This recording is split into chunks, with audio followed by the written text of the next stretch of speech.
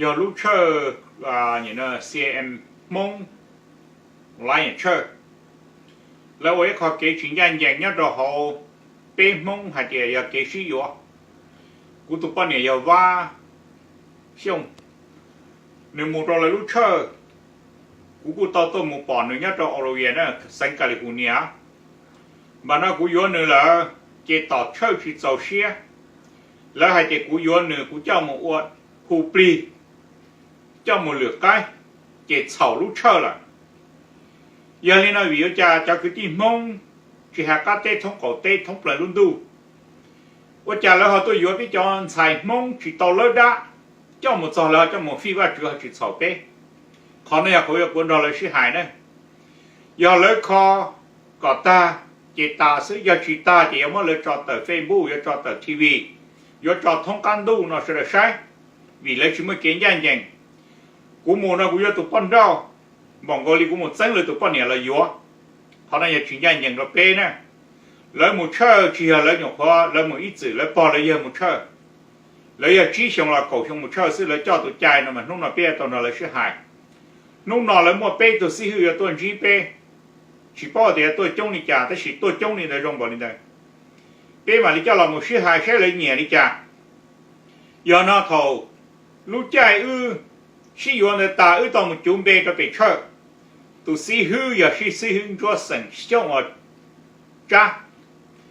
giờ nếu chỉ yếu nếu cô hay mấy hay tiểu cô chỉ yếu con này nè, và cha chúng bé nếu họ cả thế, chúng bé ta đã yếu hoàn chí, nếu họ hay tiểu có nên tôi muốn gì nè, cô cho các một bị chơi muốn gì sĩ hữu cho sẵn, nếu hay tiểu cô ấy tôi nên chỉ tôi giải yếu chứ mà nếu chỉ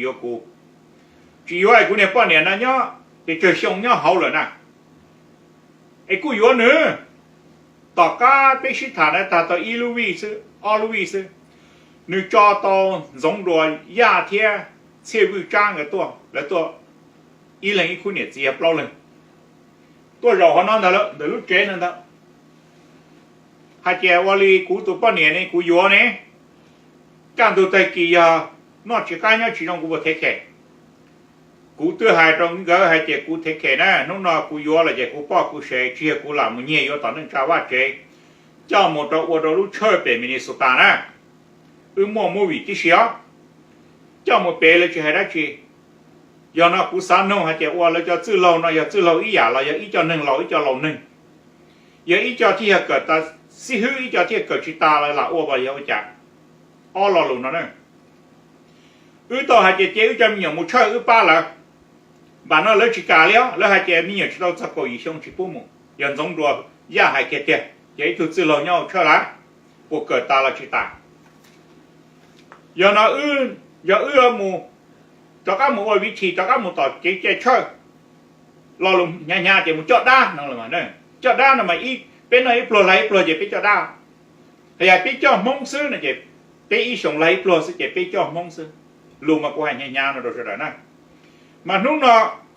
là yếu tố gì bé yếu tố gì thà cho nó đầu va tao mò xe chi nhẹ một đó là yếu là lúc chơi rồi nè lâu qua đèn đó giờ va tao giờ lấy sao xe chi nhẹ tôi chỉ cũng chưa hay nè ta chỉ lấy chỉ sao lấy sáng giờ lấy trên giờ lấy sáng đi ăn đồ sáng hợp luôn lúc nào cũng yếu sao phòng sẵn hơn cũng yếu tao hay cho nó còn gian dần rồi cho pon đâu cho dần đâu cho ít khu nhà chỉ tụi bọn nhà mua tỏi chơi nè, tụi chỉ mua nè, lúc nông tôi chỉ lấy cái con nhà chỉ tôi biết chỉ bà con này, còn nó nông đâu khéo rồi, tụi chỉ mua tỏi chơi này bọn nhà chỉ mua là tí à, tụi chỉ tôi nè, tụi bọn nhà tôi nè là tụi chỉ cái này chỉ tôi chơi chỉ bà, mua cỏ bị chơi khéo nhớ cái khu nhà này nè, cho nên giờ tao, mua yếu bọn nhà sang đầu lại mua nếu chơi ít chữ nè, mấy tụi nhon để Colorado nè. Và khi bao lúc có ý nó cũng một bé cũng tao chỉ lờ nè mấy tù nhớ nó khỏi nào mong qua nè